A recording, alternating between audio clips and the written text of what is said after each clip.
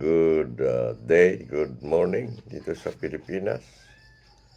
At tayo'y nasa katapusan pa rin ng New Year. Katapusan ng uh, Enero 2026. Bagong taon pa rin. Kaya sa araw na ito,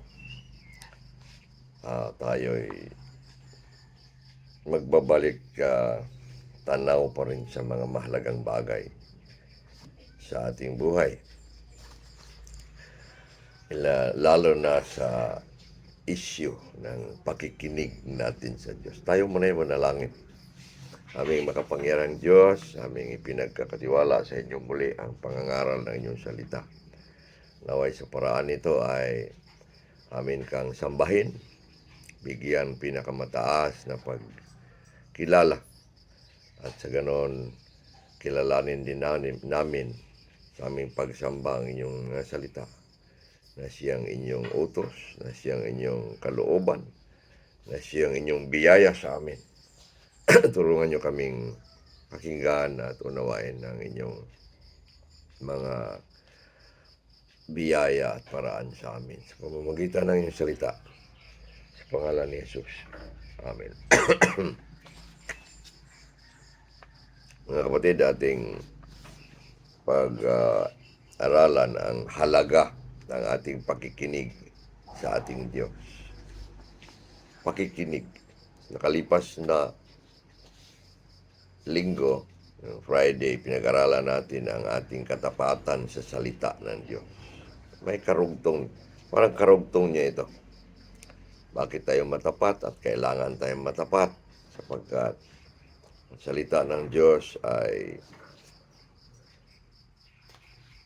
si Kristo. Siya yung nagsasalita sa atin. Siya yung dapat nating kilalanin. Siya yung dapat nating sundin. At pag hindi tayo matapat sa salita niya, hindi tayo matapat mismo sa ating Panginoon. Ngayon tingnan natin ang pakikinig natin sa Kanya. Ang halaga ng ating pakikinig sa Diyos. Bakit mahalaga itong pakikinig? Pakikinig ay hindi lang na nakaupo ka dyan sa panahon ng mensahe at nakikinig sa akin. Pakikinig sa mga mensahe. Ang pakikinig ay ang ating lakad na kasama natin ang Diyos, na siya ay nagsasalita sa atin at nakikinig tayo sa Kanya. Ay maaring sa pagbabasa ng iyong Biblia, ay maaring ikaw ay naglalakad at nangungusap ang Diyos sa iyo sa pamamagitan ng Kanyang salita. Gabay, ibig sabihin. Yung gabay ng Diyos, yung pagsasalita ng Diyos sa atin. At tayo'y nakikinig dapat. Pag-aralan natin yan. Bakit mahalaga? At suriin natin muli kung bakit mahalaga itong bagay na pakikinig. Ano kahalaga ba ito sa iyo at sa akin? At ano ang sinasabi ng kasulatan na nagsasabing mahalaga, napakahalaga ng bagay na pakikinig natin sa Diyos. Una, mahalaga ang pakikinig sapagkat tayo'y nangaligtas sa pamamagitan nito. Ang ating kaligtasan, ang ating buhay Kristiyano, ang ating lakad araw-araw bilang mga Kristiyano ay nagsimula sa ating pakikinig. Nangaligtas tayo sa pakikinig. Tayo'y ginawang kabahagi ng Diyos sa Kanyang banal na katangian sa pamamagitan ng ating pakikinig. Paano ba yun? Naligtas tayo sa pakikinig sa tawag ng Ebanghelyo. May tawag kasi. At doon sa tawag, narinig natin ang tawag ng Diyos sa atin. At yan ang tawag ng Ebanghelyo. May tawag na tayo'y sumunod. At ang tawag na yan ay ang tawag ng pagsampalataya at ang tawag ng pagsisisi. Yan ang sabi ni Jesus sa Marcos 1:15. Sabi niya, dumating na ang panahon Magsisisi na kayo at sumampalataya sa Ebanghelyo. Siya mismo ang nangaral na at tumawag sa mga tao upang managsisisi at sumampalataya. Ganon din hanggang ngayon. Noong ang Jesus ay pumaitaas na sa langit at iniwan sa kanyang mga alagad ang pagsagawa sa gawain ng Ebanghelyo. Doon na ang tawag, ang pangangaral, yun ay tawag sa mga kinilala ng Diyos nung una at mga itinakda ng Diyos na maging kanyang magiging iglesia. Tinatawag. At ang tawag na yan ay ang Ebanghelyo. Kaya doon tayo nakinig una. At tayo'y nakarinig sapagkat kalooban ng Diyos na sa kanyang mga kinilala nung una at mga itinakda nung una na sila'y magiging mga tao niya. Sinabi nga ng Biblia, lahat ng ibinigay ng Ama doon sa anak, lahat ng kinilala ng Ama ay lalapit sila sa anak. Ibig sabihin, lahat ng dapat tawagin ay makakarinig. At yan, narinig natin ang tawag. Ikaw ba'y tunay na nakarinig sa tawag ng Ebanghelyo? Ikaw ba'y sumampalataya at nagsisisi? Meron ka bang maala-alang panahon sa iyong buhay na ikaw ay sumampalataya at nagsisisi ng iyong kasalanan? Huwag yung dating mga mensahe na tumanggap ako kay Kristo Jesus na personal na tagapagligtas. Hindi yan nasusulat sa kasulatan. Walang nangaral na nagsasabing ganon. Walang Pablo, walang Pedro na nagsasabi na tanggapin si Jesus na tagapagligtas. Kundi magsisisi at sumampalataya sa Ebanghelyo. Yan ang ipinangaral paulit-ulit. Yun kasi pagtanggap kay Kristo bilang tagapagligtas, nagsimula yan din sa Juan 1:12. At hindi naman yan talaga ang utos. Yan ay generic yan. Yan ay nagsasabi lang na si Jesus daw, nang dumating, ay hindi siya tinanggap ng marami. Ngunit mayroong tumanggap. Sabihin, ang pagtanggap natin kay Kristo yun ang ating pagsisisi at pagsampalataya sa Kanya. That was generic. And the specific one is to believe and repent of our sins. Yan ang tawag ng Ebanghelyo. Niloob niya, matapos tayong tinawag sa panampalataya at pagsisisi, niloob pala niya una na tayo'y sasampalataya at pagsisisi. Sapagkat hindi natin marinig ang tawag. Mga bingi tayo, mga bulag tayo hindi makakakita. Kaya ang Juan 5:25 nagsabi, darating ng panahon at ngayon na nga na ang mga patay, mga karinig ng salita ng anak at ang mga makikinig ay mabubuhay. Yun pala. Niloob niyang makarinig tayo sa pamamagitan ng pagbibigay buhay sa atin. Yung mga patay na hindi makarinig ay makarinig na sapagkat bubuhayin niya. At ang bumuhay din sa atin, yun din ang tawag ng Ebanghelyo at ang tawag ng kaligtasan. That's simply the call issued by God through the gospel is the powerful call, is the call to life. And it is also the call that we can hear to believe and repent. So that was the call for regeneration and the call for conversion. Tinawag tayo upang mga buhay, tinawag rin tayo upang mabago sa pagsisisi at pagsampalataya.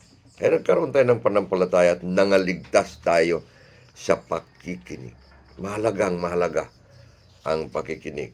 Dahil sa pangalawa, mahalaga ang pakikinig sapagkat tanda ito ng mga pag-aari ng Diyos. Tanda.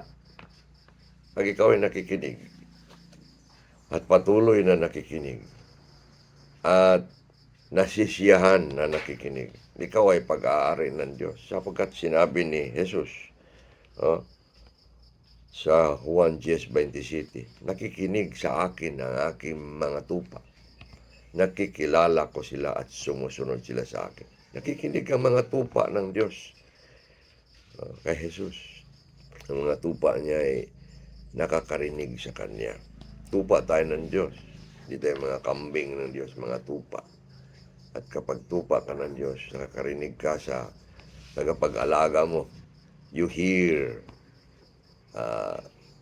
the shepherd of your soul. Ang tagapag-alaga ng iyong kaluluwa ay ang ating Panginoon.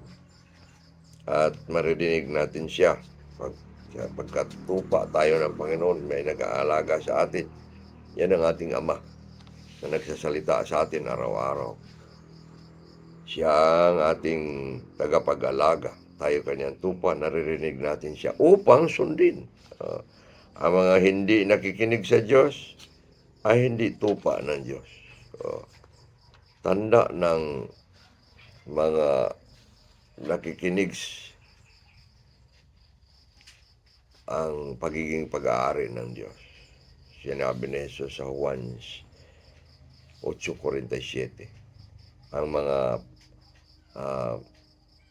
pag-aari ng Diyos ay nakikinig sa Diyos. Nakikinig sa salita ng Diyos. Hindi kayo nakikinig sapagkat hindi kayo pag-aari ng Diyos.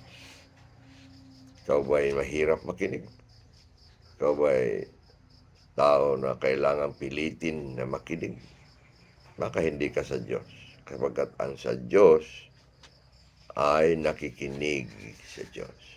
Sa salita ng Diyos. Ay dapat tayo makinig at manalangin na sipagin natin ang pakikinig. Pangatlo, mahalaga ang pakikinig sapagkat ito ang paraan ng tayo'y susunod sa Diyos. Yan. Binanggit na natin ng kaunti kanina. Mahalaga ang pakikinig sapagkat ito ang paraan na tayo'y sumunod sa Diyos. Ang ating pagsunod kasi ay didepende sa ating pakikinig. At nagsimula yan na tayo sumunod, nung tayo nakinig. Itinakda na nga sa pagtalima sa Ebanghelyo na ang pakikinig sa Ebanghelyo ay pagsunod sa pananampalataya. Sa Roma 1:5, simulang 1 hanggang 5, si Pablo'y nagsalaysay tungkol sa kaniyang pagiging apostol. Sabi niya, apostol ako tinawag para sa Ebanghelyo. Ang kanyang tawag ay may layunin at ang layunin na yan ay ang ipalaganap, ipahayag, ipangaral ang Ebanghelyo. Yun ang kanyang buhay. Apostol, the apostle, to make known the gospel. At ang paghayag na yan sa Ebanghelyo, sabi ni Pablo sa Roma 1:5, upang ang mga bansa ay sumunod sa pananampalataya. Kaya pag ikaw ay sasampalataya ngayon sa ipinangaral na Ebanghelyo, ikaw ay sumunod. Sumunod ka una sa tawag. Tinawag ka upang sumampalataya. Kaya sa pagsampalataya natin, tayo na'y sumunod, tagasunod ang mga sumampalataya. Yung pala ang panampalataya mo, yan ang pagitan mo at ang Diyos. Yan ang kasangkapan na ikaw ay kumilala sa Kanya upang magkaroon ka ng relasyon sa Kanya at sumunod sa Kanya. Kaya ang ating panampalataya ay tinagurian ng Roma 1:5 na pagsunod sa pananampalataya. It is the obedience of faith. Ang ating kasalanan ay paglabag, hindi tayo sumunod. Ngunit noong sumunod si Kristo para sa atin, nasunod natin ang hindi natin nasusunod, na nagagawa na natin ang hindi natin nagagawa dahil may gumawa para sa atin. Kaya ang atin na lang na gagawin nung tayo'y kumilala ng Ebanghelyo na ang Jesus na ating dakilang tagapagligtas ay gumawa para sa atin. Kaya tayo susunod na sapagkat sinunod na ng Jesus, tayo tagasunod na. Hindi naman natin maging ganap ang ating pagsunod, ngunit susunod tayo. At ang pamamagitan ng pagsunod natin ay yung paraan ni Jesus na ibinigay sa atin. Ginawa tayong mga matuwid. Sa kaniyang katuwiran tayo nakatayo. We stand only in the righteousness of Christ. And in that righteousness, we continue to hear and hear from Him so that our steps and our fruits in that continuous hearing of Him will be obedience of faith. Pagsunod sa pananampalataya. Ang ating paglago at ang ating paglakas, ang ating pagbubunga. Ulitin natin, ang ating paglago, ang ating pagpapatuloy, ang ating paglakas, ang ating pagbubunga ay naaayon lahat sa ating pakikinig sa Diyos. Kaya yan ang ating tinatawag na paraan. Pakikinig ay paraan ng pagsunod sa Diyos sapagkat tayo ay sa pagsunod lumalago. Malago ang ating pananampalataya. Sa pagpatuloy natin sa paglago, tayo ay pinapalakas.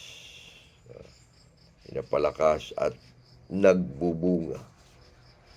Yan ang mga kalooban ng Diyos sa atin. Palago ng palago sa kaalaman sa Kanya at nagpapatuloy at lumalakas at nagbubunga.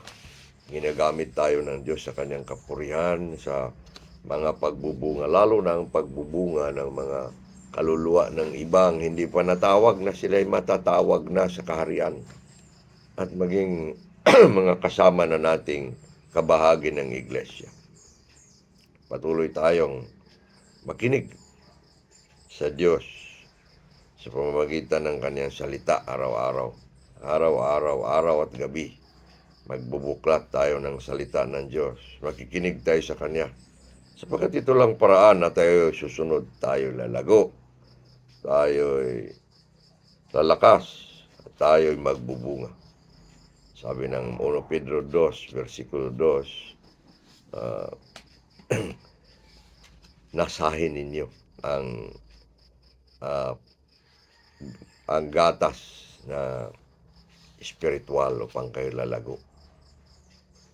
At yan ang sabi nga ni Pedro sa 1 Pedro 1:22, yamang na sinunod ninyo ang katotohanan at nagtaliman nito, kayo'y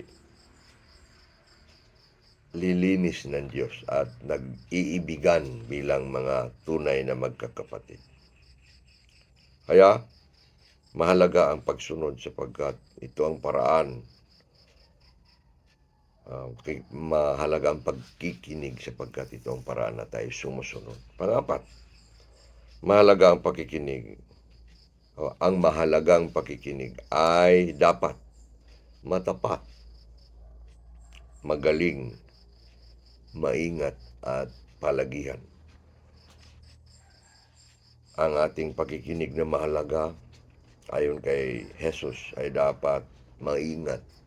Ibig sabihin matapat, magaling at palagi. Maingat na pakikinig sapagkat doon sa pakikinig ang mensahe, doon sa mga pakikinig ang utos, doon sa pakikinig ang Kanyang kalooban. Kaya naroon lahat. Ang mga estudyanteng pumapasok araw-araw ay nakikinig sa kanilang guro. At sila'y lumalago sa kaalaman. pag sila'y sinusuri sa mga pagsusuri, sa mga eksaminasyon, sila'y magagaling. Ang mga empleyado sa mga trabaho kagaya ninyo ay laging nakikinig sa mga utos, sa mga paraan ng mga gawain. At sa paraang yan, tuloy na tuloy ang mga gawain at ang mga trabaho na maayos. Ang pakikinig lamang ang napakahalagang bagay upang gagawin ng Diyos ang kanyang mga itinakda para sa atin. Kaya dapat ito ay matapat na pakikinig. Matapat tayo araw-araw. Si Maria at si Marta, mga kaibigan ni Jesus. Yung Marta ay maingay nung dumating si Jesus. Maraming ginawa sa bahay. At nag-iingay kay Jesus dahil daw hindi tumutulong ang kanyang kapatid na si Maria. Ngunit si Maria, sinabi ni Jesus, ay pumili. Sinabi kasi ng Biblia na si Maria ay nakaupo at nakikinig sa Diyos. Sabi ni Jesus at siya kaniyang, at pinuri niya si Maria. Sabi niya, Marta, Marta, ang dami mong pinagkakaguluhan. Si Maria ay pumili ng isang bagay at hindi ito aalisin sa kanya. Si Maria pumili sa pakikinig. Umaga pa lamang makikinig tayo. Sa bago tayo tutulog ay makinig tayo sa mga bagay na ginawa natin sa araw sa pamamagitan ng salita ng Diyos. Dapat tayo matapat na makinig at magaling makinig. Magaling, mabilis makinig ayon sa Santiago 1:19. Each one of you should be quick to hear. Madali tayo makinig. Madaling papasok sa ating isip ang mga sinasabi ng Diyos. Lalo na kahit naglalakad tayo at nagtatrabaho, may salita ng Diyos. May mga whispers of the truth, whispers of His revelation that we need to hear and write them into our notebooks or memories. Kaya maingat din tayo makinig. Yan ang utos ni Jesus sa Marcos 4:24. Pag-ingatan ninyo ang inyong pinapakinggan o ang inyong pakikinig, sapagkat sa inyong ipinanunukat ang siya ring isusukat sa inyo. We are stewards of our hearing of God's Word. Ang ating pakikinig ay kailangang magdala sa atin ng pagsunod, sapagkat isusukat sa atin ang paraan ng ating pakikinig. Ibig sabihin, ang Diyos ay kalooban niya na pag tayo sinasabihan, pag tayo tinuturuan, kalooban niyang isagawa natin. Susundin natin ang kanyang mga utos, ang kanyang mga salita. At sa panukat na iyong ginagawa, ibig sabihin kung nakakarinig ka ng 100, ngunit ang iyong pakikinig ay 10 lamang, yun ang sukat lang na natanggap mo. Ay isusukat rin sa iyo. O yun ang pagpapala mo, 10. Pero pag 100 at 100 rin ang isagawa mo, yun. Tayo ginawa upang sumunod, upang patuloy na lalakad sa hinaharap. Sabi ni Pablo sa Filipos 3, ako'y nagtutumulin, ako'y tumatakbo sa hangganan. Ako'y mabilis na umaayon sa mga takbo ng katotohanan, sa takbo ng kalooban ng Diyos. At kinalimutan ko ang nakaraan at aking hinarap ang mga kalooban ng Diyos sa unahan ko. Patuloy na makikinig.